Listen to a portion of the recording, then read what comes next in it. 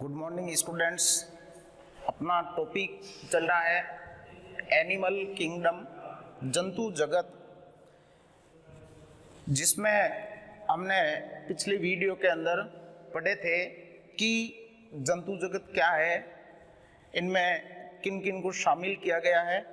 फिर इसमें हमने पढ़ा था कि भाई जंतु जगत का क्लासिफिकेशन किस प्रकार किया जाता है, या ऐसे कौन कौन से बेसिस है जिनके आधार पर हम जंतुओं का वर्गीकरण करते हैं, उनका क्लासिफिकेशन करते हैं। तो बेसिस ऑफ क्लासिफिकेशन हम पढ़ चुके हैं। अब हम इसके अंतर्गत पढ़ेंगे कि भाई एनिमल किंगडम को मुख्य रूप से दो भागों में डिवाइड किया है।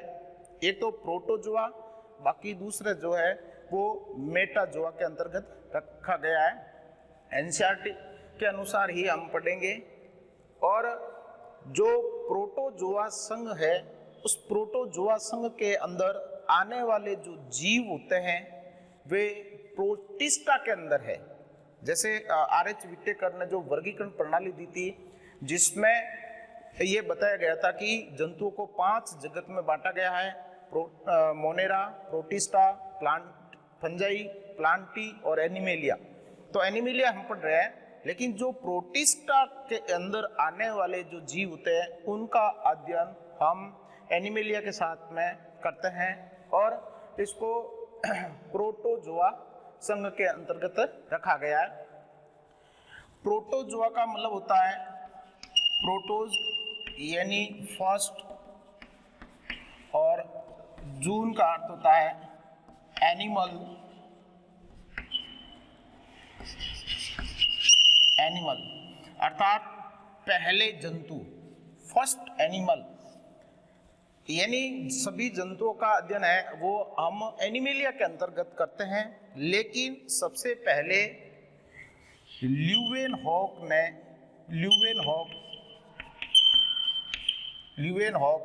1677 ने सूक्ष्मदर्शी की सहायता से इन जंतुओं के बारे में अध्ययन किया गया था, और इन जंतुओं को जंतुक कहा। क्या कहा? जंतुक का। यानी सबसे पहले हम कहेंगे एनिमेलिया के अंदर इसको नहीं रखते हैं, ये प्रोटिस्टा के अंदर आने वाले जीव जो होते हैं। लेकिन ल्यूवेनहॉक ने माइक्रोस्कोप के द्वारा अध्ययन करते हुए ये बताया गया कि ये भी एक प्रकार के जीव है, और इन जीवों को क्या कहा?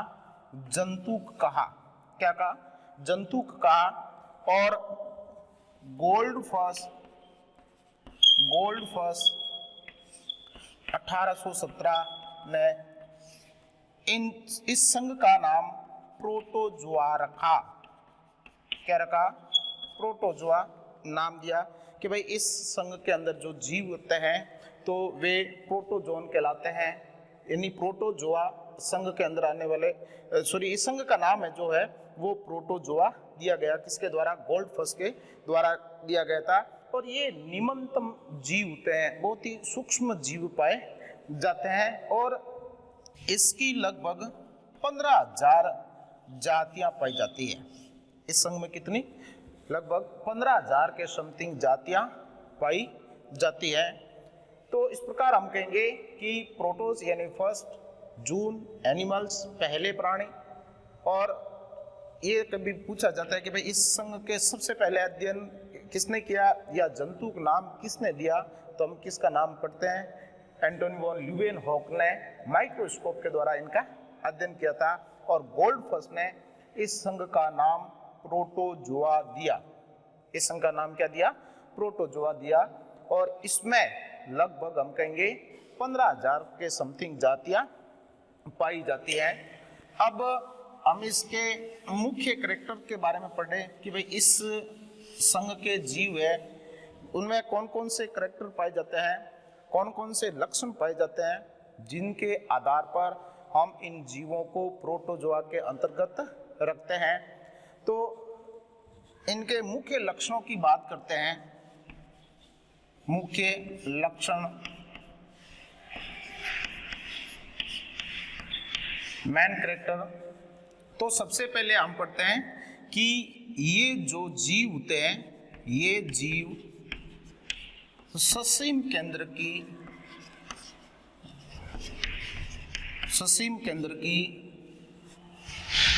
यानी यूकैरियोटिक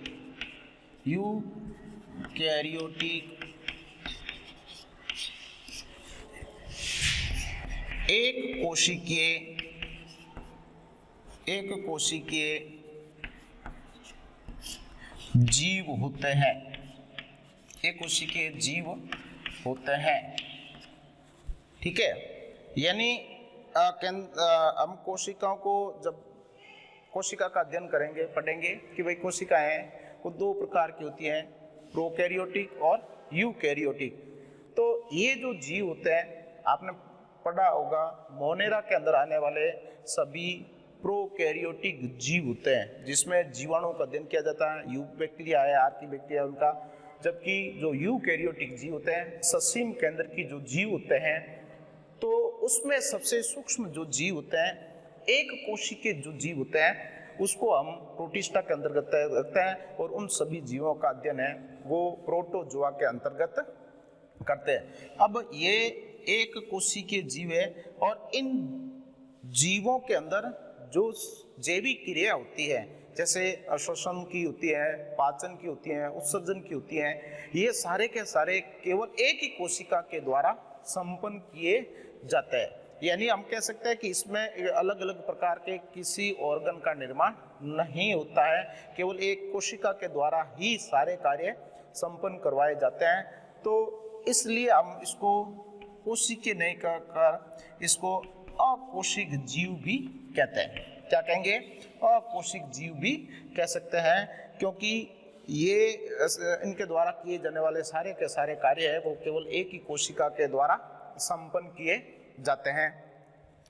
फिर हम कहेंगे कि ये जो जीव है ये एकल या निवही के रूप में पाए जाते हैं।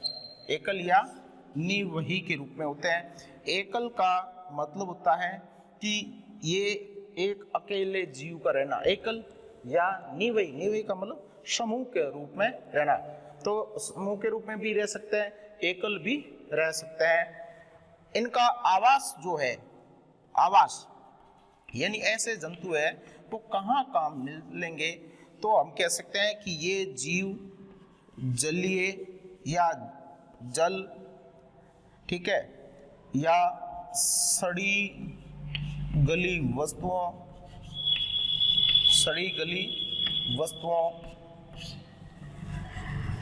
या हम कहेंगे जंतु व पादपों में परजीवी के रूप में पाए जाते हैं।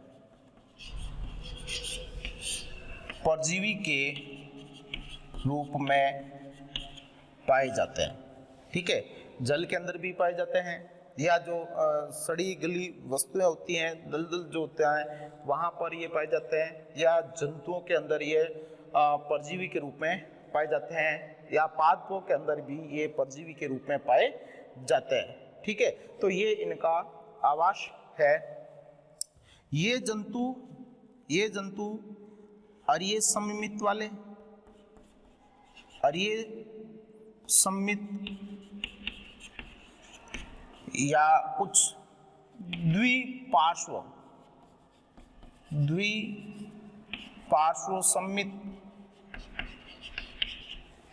या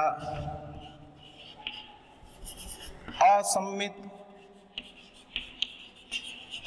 या गोलाकार होते हैं। कैसे होते हैं?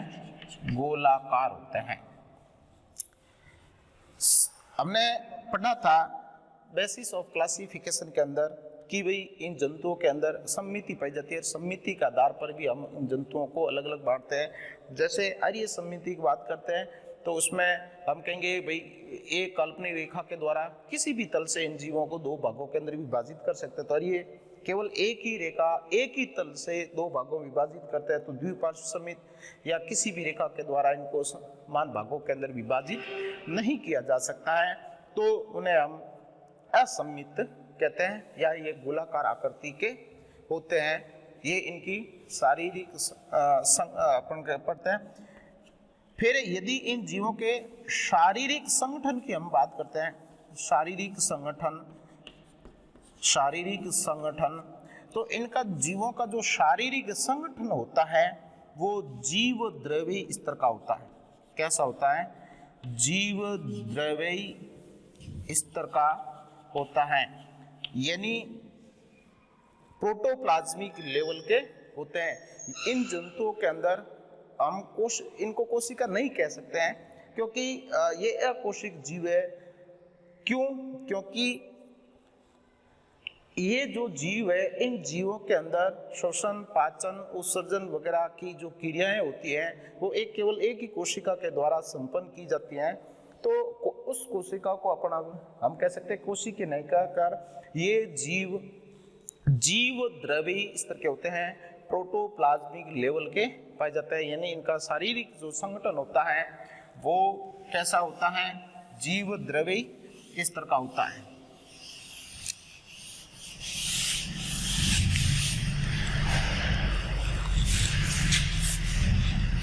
इन जंतुओं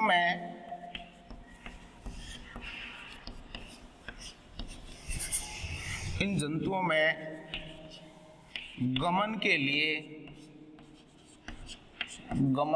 लिए कूटपाद,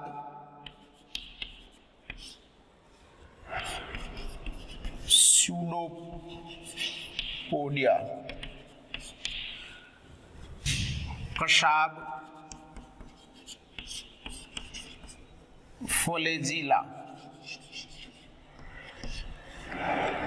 पक्षमाभ, शीलिया पाए जाते हैं। ठीक है, पाए जाते हैं।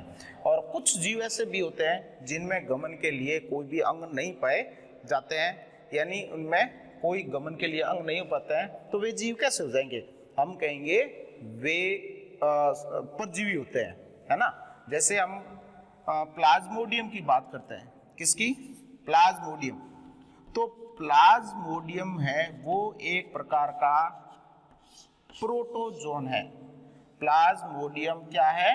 प्रोटोजोन है, जो मनुष्य के अंदर मलेरिया रोग उत्पन्न करता है। प्लाज्मोडियम के द्वारा क्या होता है? हम कहेंगे कि मनुष्य के अंदर मलेरिया रोग होता है। कई बार बच्चों को प्रश्न पूछते हैं कि भाई मलेरिया रोग के रोगाणु का नाम लिखिए, तो बच्चे रटाया शब्द सीधा बोल देते हैं कि मादा एनोफ्लीज। गलत बात है। मलेरिया रोग के रोगाणु का नाम प्लाज्मोडियम है, जबकि हम कहेंगे इसका जो वाहक होता है वह मादा एनोफ्लीज मच्छर होता है। ये ध्यान रखना, मादा एनोफ्लीज मच्छर है वो मलेरिया रोग के रोगाणु का वाहक होता है, जबकि इस रोगाणु है या मलेरिया रोग जो है वो प्लाज्मोडियम के द्वारा फैलता है। और यह हमारे शरीर में हम कहेंगे एक परजीवी के रूप में पाया जाता है। तो इनके अंदर हम कहेंगे कि गमन के लिए कोई अंग नहीं पाए जाते हैं। अब कूटपाद की बात करते हैं कि भाई कूटपाद क्या होते हैं, स्यूडोपोडिया क्या होते हैं। तो जैसे अमीबा की बात करते हैं, अमीबा, तो अमीबा के अंदर क्या पाए जाते हैं? कूटपाद पाए जाते हैं। जैसे ही इसको गमन करना होता है तो इसके अंदर हम कहेंगे इसका जो अग्र भाग होता है, उस अग्र भाग के अंदर ऐसे उभार बन जाते हैं। क्या बन जाते हैं? इस प्रकार उभार बन जाते हैं। और फिर ये उभार है या प्रवर्ध जो है वो किसी सतह से चिपक कर फिर ये गमन करता है। तो इसमें हम कहेंगे किसका निर्माण होता है? कूटपाद। कूट का मतलब झूठा, पाद नहीं होते हैं, वे बनते मिटते रहते हैं, बनते मिटते रहते हैं, तो उन्हें कूटपाद या स्यूडोपोडिया कहा जाता है। तो अमीबा के अंदर कूटपादों के द्वारा गमन होता है, जबकि कसाब या फ्लैजिला जो होती है, जैसे हम यूग्लिना की बात करते हैं, किसकी? यूग्लिना की बात करते हैं, तो उसमें इस प्रकार की एक संरचना पाई जाती है जो क्या करती है? उसके गमन में सहायता करती है, कसाब या फ्लैजिला। जबकि पैरामीशियम की बात करते हैं हम, स्लीपर जंतु, तो इसके शरीर के ऊपर छोटे छोटे ऐसे बहुत सारे इस प्रकार की संरचनाएं पाई जाती हैं, जिसको हम क्या कहेंगे, शीलिया कहते हैं। इनको क्या कहेंगे, शीलिया कहते हैं। तो हम कहेंगे कि प्रोटोजोआ संघ के जो जंतु होते हैं उनमें गमन के लिए कूटपाद अमीबा के अंदर कशा पाए जाते हैं, यूग्लिना और पक्ष्माब या जो शीलिया है वो इसमें पैरामीशियम वगैरह इसमें पाए जाते हैं। तो इनके द्वारा इसमें क्या होता है, जंतुओं के अंदर गमन होता है। फिर ये जो जंतु होते हैं ये नग्न होते हैं। क्या होते हैं, ये जंतु नग्न होते हैं। ये जंतु नग्न होते हैं या इनके ऊपर पेलिकल का आवरण पाया जाता है। पेलिकल का आवरण पाया जाता है। यानी ऐसे जंतु जो स्वतंत्र जीवी होते हैं या जल के अंदर रहने वाले होते हैं, सड़ी गली वस्तुओं पर रहने वाले होते हैं, तो इन जंतुओं का शरीर है वो नग्न होता है, उसके ऊपर किसी भी प्रकार का कोई आवरण नहीं पाया जाता है। जबकि जो परजीवी होते हैं, पैरासाइट जो होते हैं, उन पैरासाइटों के ऊपर एक कठोर आवरण पाया जाता है, जैसे प्लाज्मोडियम कहते हैं। प्लाज्मोडियम की एक अवस्था होती है स्पोरोजोइट अवस्था। स्पोरोजोइट अवस्था, इसके ऊपर क्या होता है, इसका पेलिकल का आवरण पाया जाता है। स्पोरोजोइट अवस्था जो होती है ये संक्रमणकारी अवस्था होती है। कौन सी होती है, संक्रमणकारी अवस्था होती है। मनुष्य को जब संक्रमण करता है तो इस प्लाज्मोडियम की स्पोरोजोइट अवस्था है वो प्रवेश करती है और उसके ऊपर हम कहेंगे कि पेलिकल का आवरण पाया जाता है। ये पेलिकल का आवरण क्या करता है, उस जंतु को प्रतिकूल परिस्थितियों की, यानी हम कहेंगे जैसे परजीवी के अंदर है तो किसी भी जंतु के शरीर के अंदर रहेंगे तो उस अपने शरीर की सुरक्षा के लिए उनके ऊपर यह आवरण पाया जाता है ताकि वो जीव है वो अपना जीवन यापन कर सके। तो पेलिकल का आवरण पाया जाता है। फिर ये जो जंतु होते हैं, इन जंतुओं में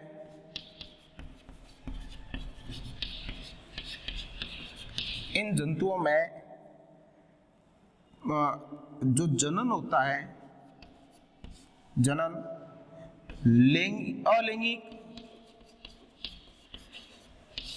व लैंगिक दोनों विधियों से होता है।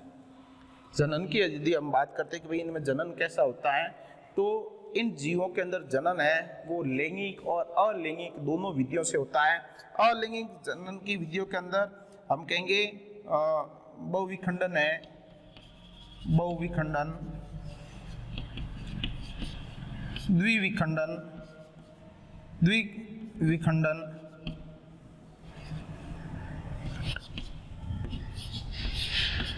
मुकुलन, ठीक है, आदि के द्वारा इसमें जनन होता है। पुनरुद्भवन के द्वारा भी हो सकता है। जबकि लैंगिक जनन है वो संयुग्मन विधि, संयुग्मन या हम कहेंगे कि युग्मकों के संलयन द्वारा होता है। जैसे हम बात करते हैं कि भाई जो अलैंगिक जनन है वो बहुविखंडन, द्विविखंडन या द्विखंडन या मुकुलन के द्वारा होता है। ये अलैंगिक जनन की विधियां है। जैसे अमीबा के अंदर हम पढ़ते हैं कि अमीबा का जो केंद्रक होता है, ये जंतु एक केंद्र की भी हो सकते हैं या एक से अधिक केंद्र की भी हो सकते हैं, ये भी ध्यान रखना। जैसे अमीबा है तो अमीबा में एक केंद्रक पाया जाता है, जबकि पैरामीशियम है तो एक से अधिक केंद्रक पाए जाते हैं।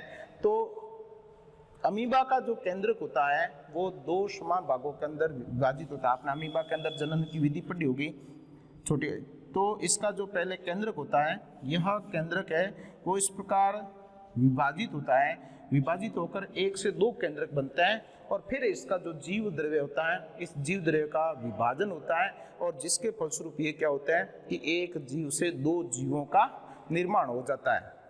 ठीक है, तो ये अमीबा के अंदर द्विविखंडन की विधि के द्वारा जनन होता है। और एक बात ध्यान रखना कि ये जीव अमर होते हैं। अमर का मतलब क्योंकि ये जीव है वो लगातार विभाजित होता रहता है। एक जीव से, भाई मुख्य जीव है, उससे दो जीव हो गए जो उसके पुत्री जीवों का निर्माण कर लिया, फिर वो परिपक्व होते हैं, फिर उनका विभाजन हो जाता है। तो लगातार हम कहेंगे कि ये जीव है वो विभाजित होते हुए नए जीवों का निर्माण करते रहते हैं, इसलिए हम उन जीवों को अमर भी कह सकते हैं। कभी कभी क्या होता है कि जब अमीबा प्रतिकूल परिस्थितियों के अंदर चला जाता है, ठीक है, तो उनके अंदर क्या होता है, उसके चारों ओर एक कठोर आवरण बन जाता है। ये अपन कह सकते हैं शिष्ट का निर्माण हो जाता है, कठोर आवरण बना लेता है, और फिर उसके अंदर क्या होता है, इसके केंद्रक है वो लगातार विभाजित होते रहते हैं। क्या होता है, लगातार विभाजित होते रहते हैं, और फिर भी जैसे ही ये अनुकूल परिस्थितियों के अंदर आते हैं तो उनके केंद्र बाहर आकर जाते हैं और प्रत्येक से एक नए अमीबा का निर्माण हो जाता है। या अमीबा मुकुलन की विधि के द्वारा भी होता है, मुकुल बन जाता है, ठीक है। या प्लाज्मोडियम है, तो प्लाज्मोडियम के अंदर भी क्या होता है, उसके अंदर बहुविखंडन की विधि के द्वारा जनन होता है, ठीक है। जैसे ही प्लाज्मोडियम हमारे शरीर में प्रवेश करता है तो वह रुधिर में जाता है, और वहां जाकर वह क्या करेगा, अपने चारों ओर एक कठोर झिल्ली का निर्माण करता है, और फिर उस झिल्ली के अंदर ही उसके केंद्र के वो बार बार विभाजित होते रहते हैं, ठीक है। और फिर विभाजित होकर उसकी जो झिल्ली है वो फट जाती है, और बहुत सारे प्लाज्मोडियम के नए जीव है वो बाहर आ जाता है, ठीक है। तो इसमें प्लाज्मोडियम के अंदर दोनों पाए जाते हैं, लैंगिक जनन भी होता है, अलैंगिक जनन भी होता है। अब हमारे शरीर के अंदर हम कहेंगे उसके अंदर अलैंगिक जनन होता है, यानी बहुविखंडन की विधि के द्वारा जनन होता है। जबकि युग्मकों के संलयन के द्वारा, जैसे ही मादा एनोफिलीज मच्छर हमें काटता है तो हमारे शरीर के अंदर उसमें बहुविखंडन की विधि के द्वारा युग्मकों का निर्माण हो जाता है। लैंगिक जनन की परिभाषा यही है। कई बच्चे यही बताते हैं कि भाई लैंगिक जनन क्या है, तो कि सर ऐसा जनन जिसमें दो जीव भाग लेते हैं उसे लैंगिक जनन कहते हैं। ऐसा नहीं है, यानी हम कहेंगे कि ऐसा जनन जिसमें युग्मकों का संलयन होता है। किसका संलयन होता है, युग्मकों का, नर युग्मक व मादा युग्मकों का संलयन होता है, और जिसके फलस्वरूप जाइगोट बनता है, तो वह लैंगिक जनन कहलाता है। तो हमारे शरीर के अंदर प्लाज्मोडियम के अंदर क्या होता है, गैमेटोजेनेसिस होता है, जिसके फलस्वरूप male gamete and female gamete बनते हैं, और जैसे ही मादा एनोफिलीज मच्छर काटता है तो वह उसके शरीर में चले जाते हैं, जहां पर हम कहेंगे कि उसमें लैंगिक जनन की प्रक्रिया होती है, यानी मेल गैमीट और फीमेल गैमीट दोनों मिलकर जाइगोट का निर्माण करते हैं, और फिर उसमें उसके फलस्वरूप स्पोरोजोइट अवस्था का निर्माण हो जाता है, जो मनुष्य में संक्रमणकारी होती है।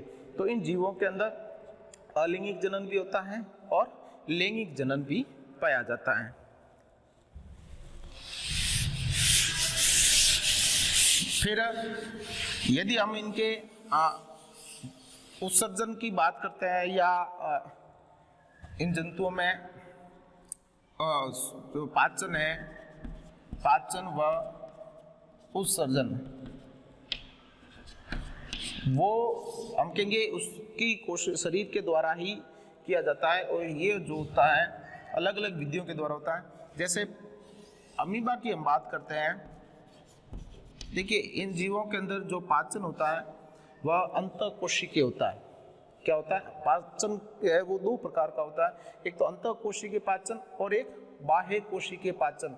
अंतःकोशिकीय पाचन के अंदर क्या होता है कि किसी भी जीव के अंदर जो भोजन गया वो केवल एक ही कोशिका के अंदर रहता है, और उसके अंदर ही हम कहेंगे उसका पाचन हो जाता है, तो अंतःकोशिकीय पाचन कहलाता है। जबकि हमारे शरीर की बात करते हैं तो हमें बाह्य कोशिकीय पाचन होता है, यानी कोशिकाएं मिलकर उत्तक बनाती है, उत्तक मिलाकर अंग बनाती हैं, या जो तंत्र बनता है जैसे पाचन तंत्र बन गया, और फिर उसके अंदर पाचन की प्रक्रिया होती है, तो वो बाह्य कोशिकीय पाचन होता है।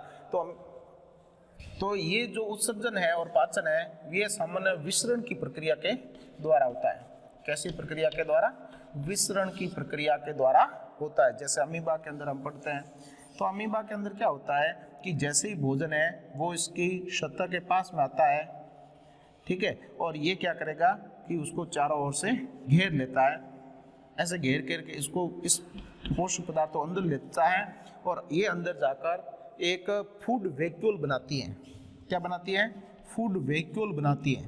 फूड वैक्यूल बनाती है, खाद्य दानी बना लेती है और फिर इस खाद्य दानी के अंदर ही इसका पाचन हो जाता है। और फिर उत्सर्जन के लिए ये क्या करते हैं, जैसे ही यहाँ पे आता है तो ये इस क्या करते हैं कि इसको इस प्रकार की संरचना बना के और इसको बाहर त्याग देते हैं। तो सामान्य शरीर की ये जो सतह होती है इसके द्वारा ही इसमें होता है। फिर इसमें एक और चीज होती है कि इसमें संकुचनशील